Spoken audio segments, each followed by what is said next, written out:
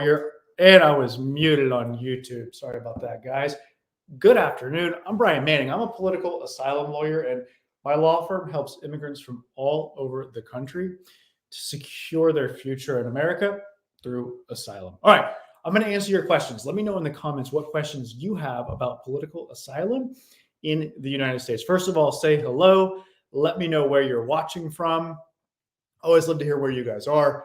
So say hello, say where you're joining us from tonight, and go ahead and start asking questions. Go ahead and leave your questions. I'm going to get to your asylum questions in just a second. Hello on TikTok as well. But first, I want to say a couple words about this issue of credible fear versus an asylum interview. There's a difference in these two things, okay? A credible fear interview is something very different from an asylum interview, and I want you to know the difference because people often throw these terms around in a sort of confusing and confused way, okay?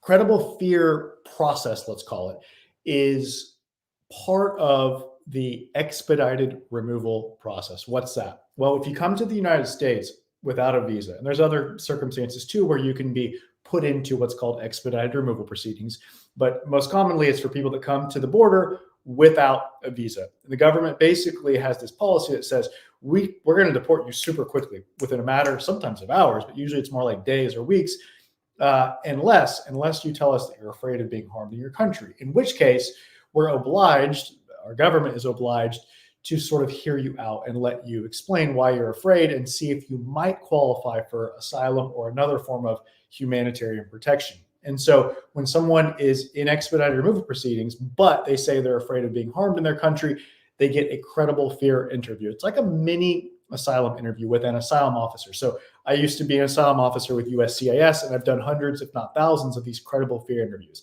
They're done by telephone. Usually, some of them are in person, but they're mostly by telephone with people who are detained.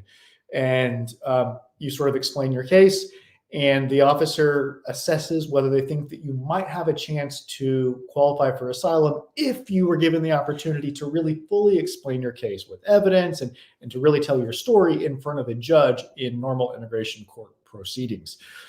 That's the credible fear process. The credible fear interview is something that if you pass it or you get a positive decision, then you get the chance to go and like really explain your case before a judge. Then you're in what are sort of referred to as normal deportation proceedings, where you'll probably be released from detention after getting this positive credible fear decision.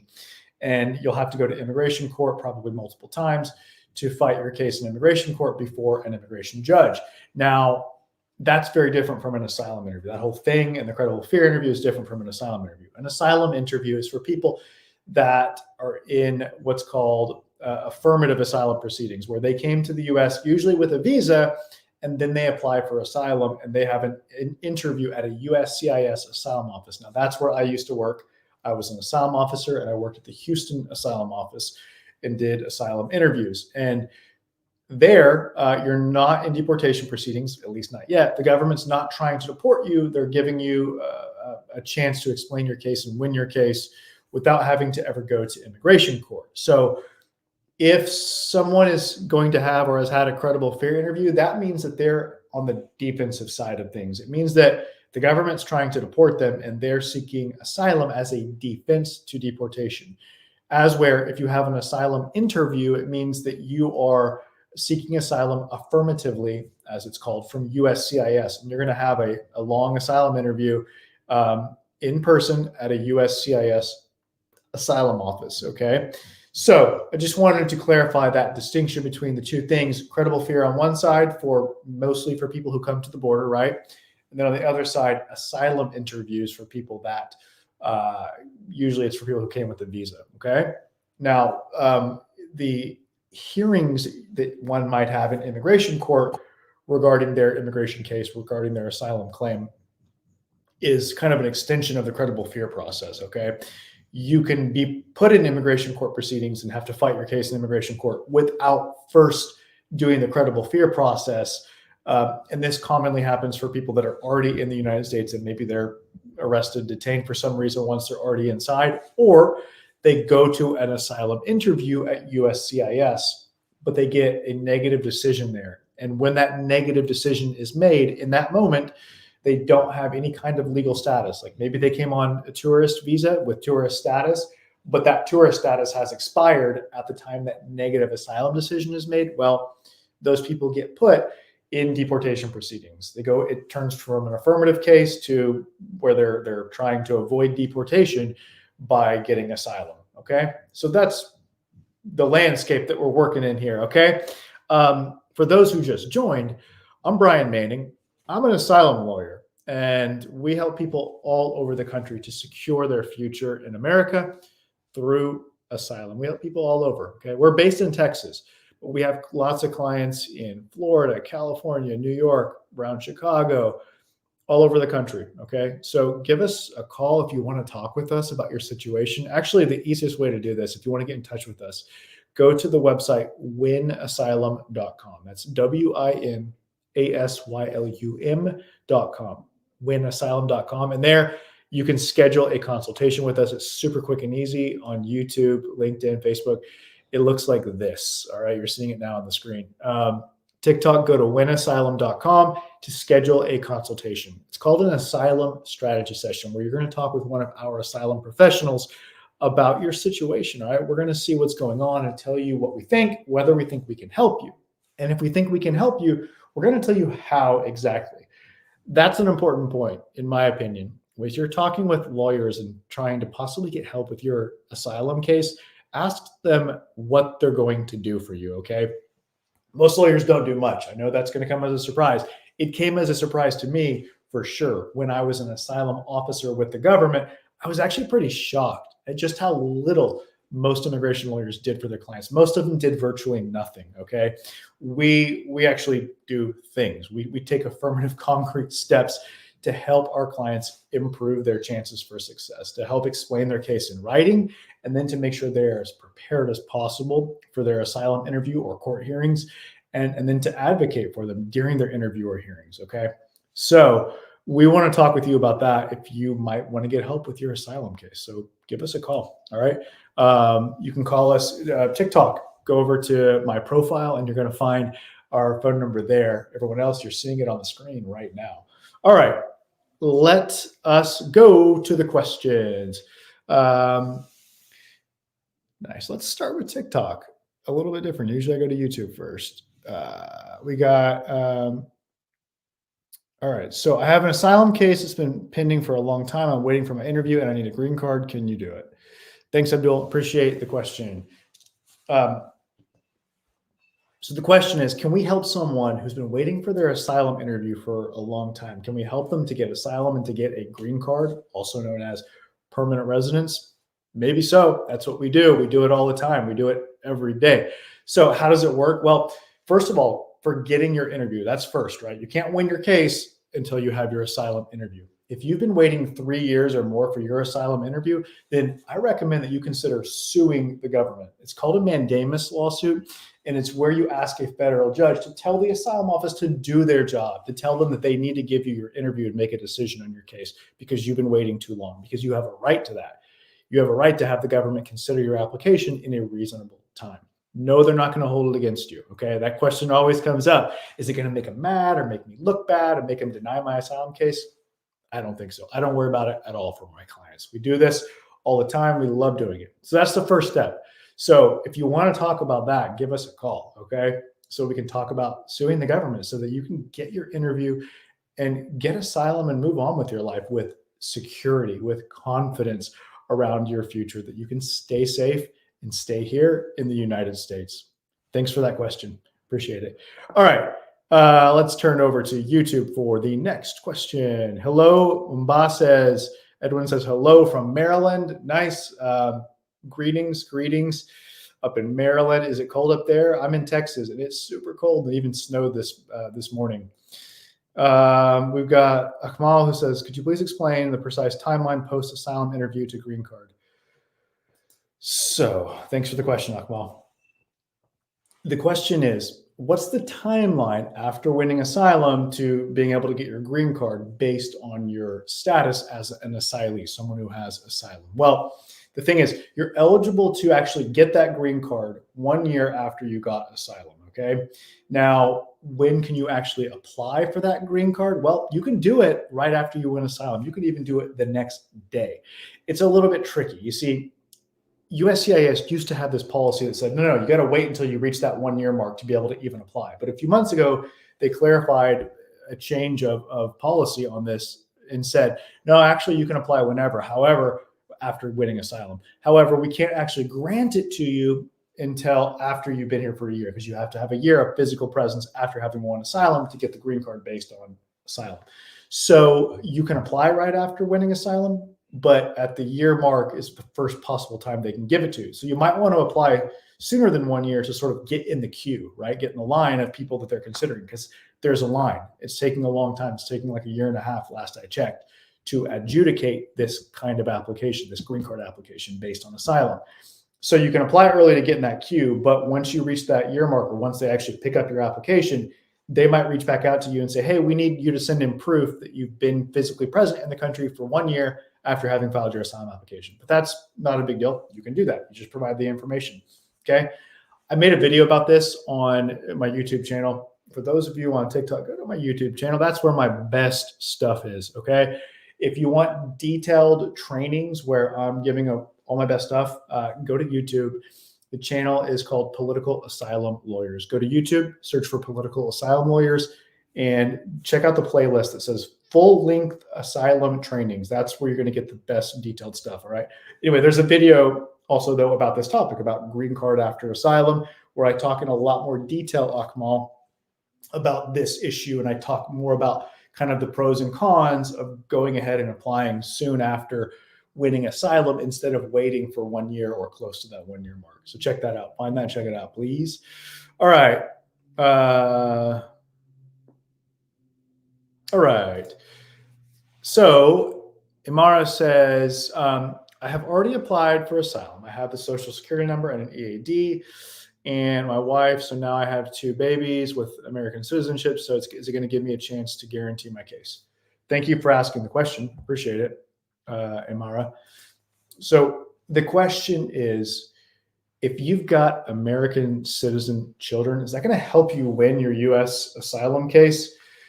I got to tell you, there's really 3 things that the asylum officer cares about, okay? Whether you have been harmed in the past in a way that is sufficiently severe to rise to the level of persecution, whether you've been gravely harmed in the past, whether you're likely to be gravely harmed in the future in a way that is so bad that it counts as persecution, and what the reason for this persecution is. Why are they harming you? What's motivating this harm? And is it connected to and motivated, at least in significant part, by the fact that you possess one of the 5 protected characteristics under U.S. asylum law: your race, religion, nationality, political opinion, or something called membership in a particular social group. That's what they care about. Yes, there's other qualifications and considerations for winning asylum, of course, but those are the 3 main things, okay? The fact that you have U.S. citizen children, or the fact that you already have your work permit, Social Security, maybe you have a good job, all of that doesn't matter.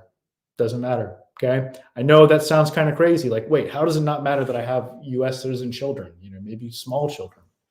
It doesn't matter. Not for purposes of establishing your asylum eligibility. So you got to focus on those 3 main things that I talked about. And of course, there may be other specific things, that are unique to your case that you really need to focus on being ready to explain in an impactful, convincing way.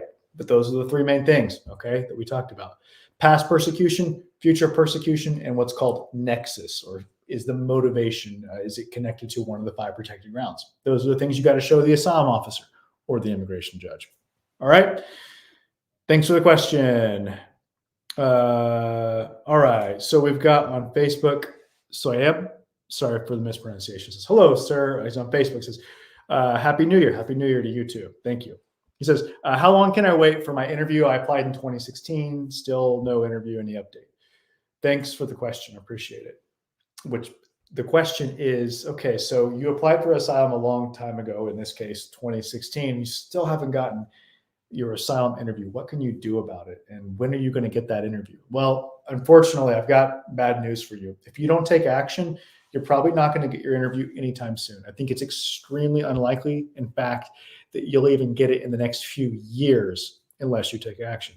What do I mean by taking action? I mean sue the government in a mandamus lawsuit where you're asking a federal judge to tell the asylum office that they need to do their job and give you your interview and make a decision in your case. Okay.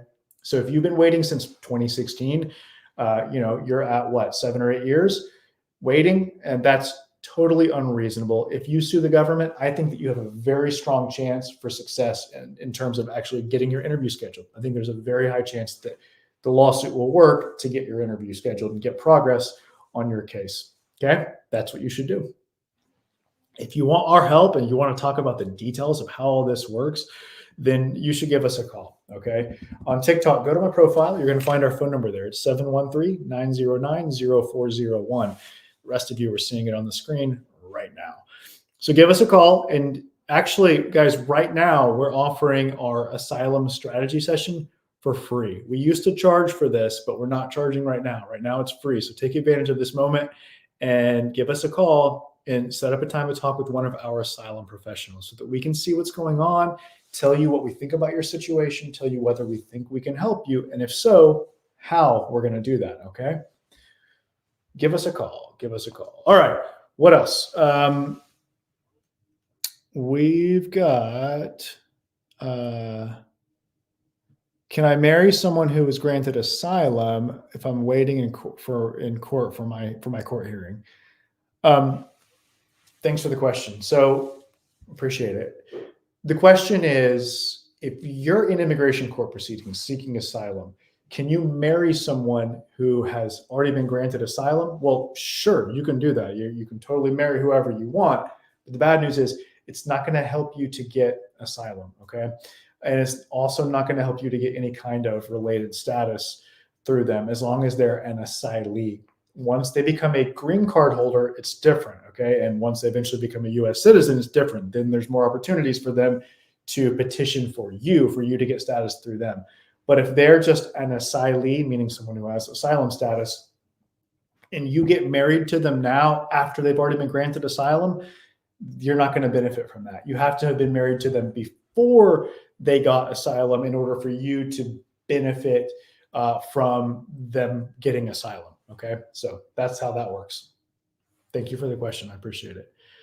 All right, let's go back over to, all right. So Mba says, what can someone do to get a court date? I've been here for some time and I applied for asylum, but no date yet to go to court. So thank you for the question. So the question is, if you're in immigration court proceedings and there's no hearing scheduled, what can you do to try to get a hearing so that you can finally have a chance to explain your asylum case and get a decision so that you can win asylum and move on with your life with confidence and security and peace of mind around your immigration situation and your ability to build your life here in the United States? What can you do if there's no court hearing scheduled? Well, you can ask the court to schedule it. Okay, you can write a letter or make a motion where you ask them to schedule a hearing for you so that you can proceed in your case. Sometimes they'll say yes, sometimes they'll say no, sometimes they won't say anything at all. And you can keep following up, okay? If you have some kind of urgent humanitarian concern, like if you've got a health concern or whether that's like a physical thing or a mental health challenge, then that can be a reason to get them to schedule a hearing or to expedite it, to move it up to a closer date.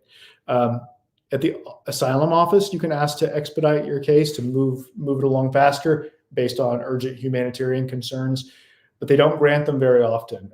In fact, I've found that in the last year, it's actually been pretty tough to get these approved, okay? It's better in the immigration office, in the asylum office context, to just sue the government than it is to ask for a humanitarian expedite. In immigration court, it's not really an option to sue them. Your only option really is to just ask for a court hearing to be scheduled in your case, or if it's already scheduled but it's a long way off, you can ask them to move it up. Okay, good luck with that. Thanks for the question. All right, let's see. How do you see mandamus at Newark USCIS 2017? Waiting for 6 years. On TikTok, that was Saranjit Singh. Thanks, Saranjit, for the question. So how do I view, the question is, How do I view the prospect of suing USCIS for someone who's been waiting for 7 years for their asylum interview with the Newark Asylum Office? We're talking about Newark, New Jersey, but actually, it doesn't matter where we're talking about. It's the same no matter where your asylum case is pending with USCIS. It doesn't matter which asylum office. If you've been waiting 3 years or more, then I think you're in a pretty good position to sue the government through a mandamus lawsuit where you're asking that federal judge to tell the asylum office, hey, this delay is unreasonable. Give the person their asylum interview and their decision. Okay. So that's what I think. I think that you can sue them and have a pretty good chance for success. If you've been waiting 7 years, you're in a strong position to force your interview by way of a mandamus lawsuit. And no, they're not going to hold it against you. It's not going to hurt your underlying asylum case. I say that with a lot of confidence as someone who has been an asylum officer with the government and handled these cases from the other side of the desk. And now as someone who is suing the government, we sue the government all the time. We love doing this. And I can tell you, they're not holding it against our clients. Never once has an asylum officer said anything during the asylum interview about the fact that we sued the government to get the interview. So they don't mention it. I don't think they know. Okay. I didn't know when I was an asylum officer. We didn't know that someone had sued the government. That kind of information just didn't go into the asylum file. So that's what I think. I think you should sue. Thanks for the question. All right.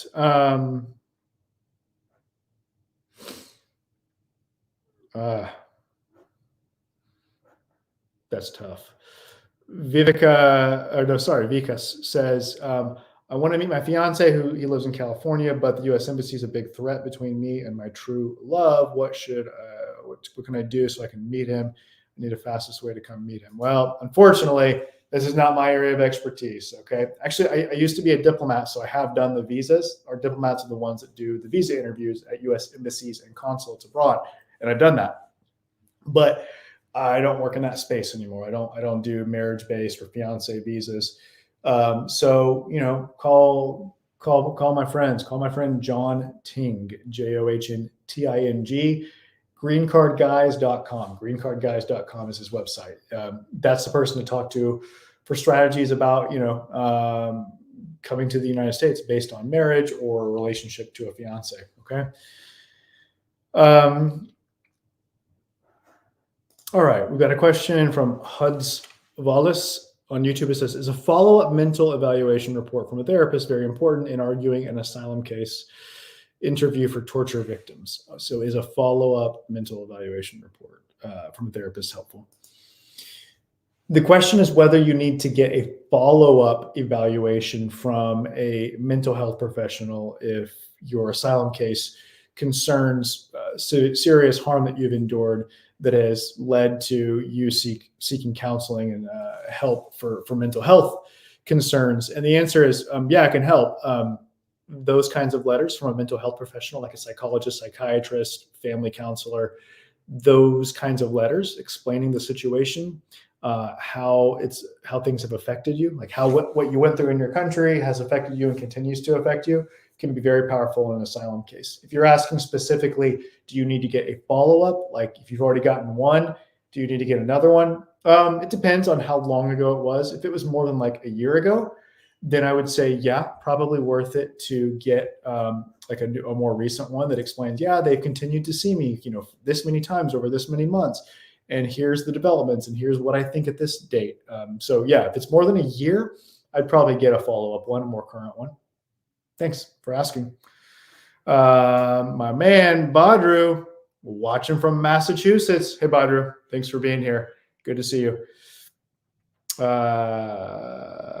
Okay, we've got Abdullahi, sorry if I mispronounced that, who's in New York, in the greatest city in the world, as they say in the musical Hamilton. I love New York City. Great city.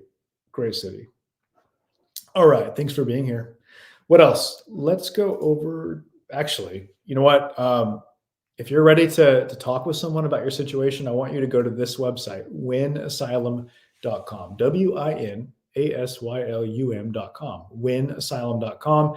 And there you can schedule a consultation with one of our asylum professionals. It's free. Right now, we're offering this for free. When you go there, it's super easy. You just make a couple clicks, select a time that works for you, and get set up on our calendar. And then you can talk with one of our professionals. It could be me, it could be one of my colleagues that we'll talk with you by telephone or video conference, whatever you prefer. Okay. And we'll see what's going on and tell you whether we think we can help you. And if so, we'll explain how. Okay. So do that. All right. Give us a call if you want to, or go online, winasylum.com, or give us a call. All right. What else? All right. We've got this question.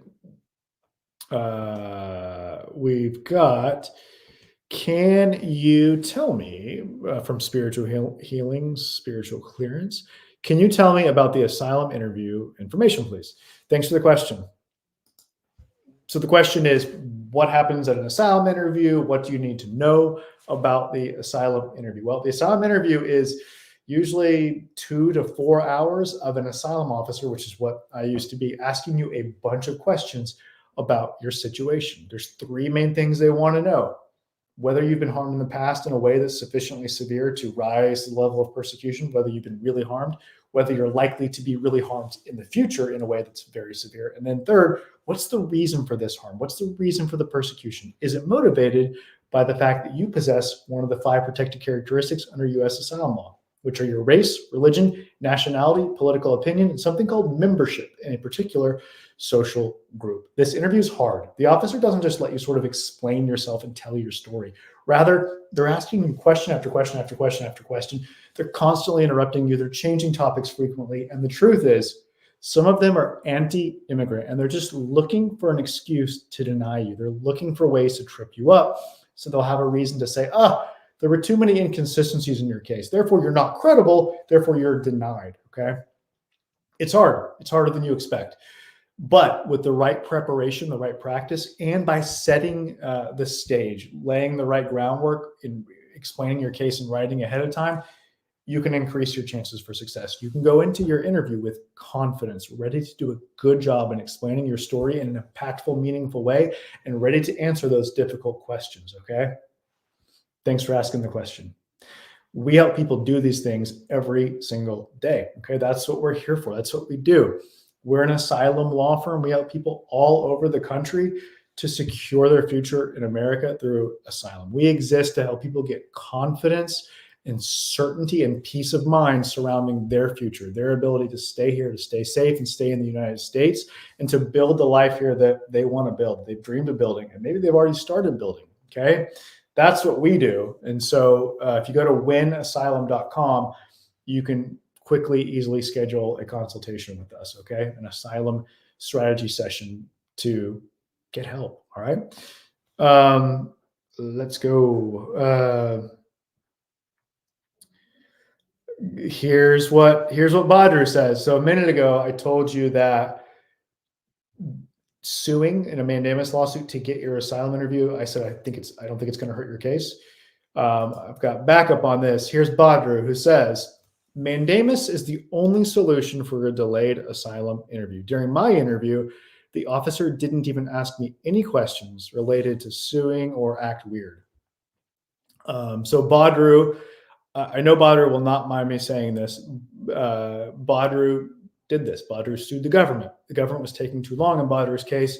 So Badru sued in a mandamus lawsuit, and he had success. He got his interview, and then we represented him in his interview. We helped prepare him for his interview. We did the supplemental filing, and then we did the practice interview and a debrief session, and we represented him during his interview, and he won his asylum case. Congratulations, Badru. It's been a pleasure supporting you. So there are 3 things that we do to help people who have already applied for asylum to increase their chances for success in winning their asylum case. Okay. So there's a lot we can still do, even though you've already applied. First step is what I call the asylum roadmap. This is a packet that we're going to submit where we're laying the groundwork and we're showing the officer in writing everything they need to know to see that you meet all the requirements for asylum. Okay. It's going to consist of a declaration from your perspective, evidence that we're going to recommend that you try to get, and a legal brief that we write where we connect the dots, explain the facts, and apply them to the law to show how you meet all the requirements. Okay. The idea is that when you go into your asylum interview, we want the officer to already be thinking, okay, hey, based on the documents in this case, I can see how this person meets all the asylum requirements. That's what we want to do. Okay. And then the second step is preparation. We're going to do a full-scale mock interview where you will experience everything that you're going to experience on the day of the real interview, okay? Because as I said earlier, the interview is hard. It's harder than you expect. But with the proper preparation, knowing what you're getting into, having practiced it and gotten feedback, you can go into it feeling prepared and ready to do an excellent job. And the third step is representation, where we represent people during the interview to make sure their rights are protected, make sure the asylum officer sees how they meet all the requirements for asylum, okay? So there's a lot that we can still do, even though you already applied. I promise you, you can take steps to strengthen your case, to be prepared, and to increase your chances for success in getting asylum in the United States, okay? Is it on YouTube, Quill says, is it possible for an applicant to visit the USCIS office if their asylum is pending for so long? Thanks for the question. Appreciate it.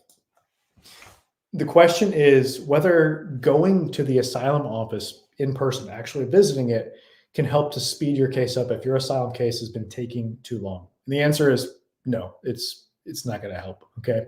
You'll go, some of the asylum offices do have walk-in hours, right, where you can go in during certain times and talk to someone who works there. This is not the kind of thing that it's going to help you to go in for. They're just going to say, okay, thanks for checking in. Your case is pending. We'll get to you. When we get to you, we'll send you a letter when it's time for your interview. And that's it. It's not going to help you. I can say with a lot of confidence that it's not going to help you. If you've been waiting for 3 years or more, then I recommend that you sue the government, okay? You can call us if you want to talk about this, all right? And TikTok, go to my profile. Actually, on TikTok, go to YouTube and search for political asylum lawyers, where you can find my YouTube channel with all my best stuff, all my best tips, free trainings that are going to help you increase your chances for asylum success, I think, okay? You know what? I want to go back to spiritual healing. You asked earlier, tell me about the asylum interview information, please.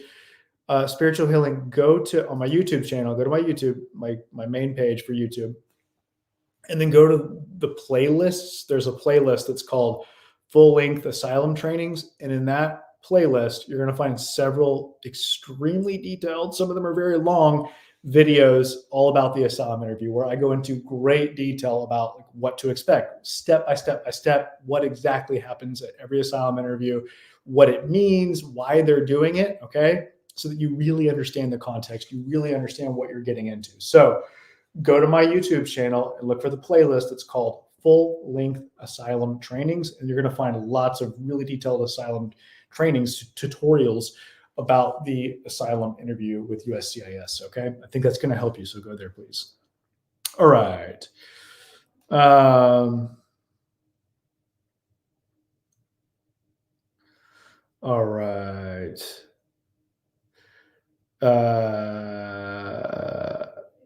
Nice. Good question. On YouTube, we got a question from Kay who says, hello, Brian. Hello, Kay. What happens if I lose my asylum case? Can I come back on any other visa? The question is, if you don't have success in your asylum case, if you lose and then you end up leaving the country, can you later come back with some kind of visa?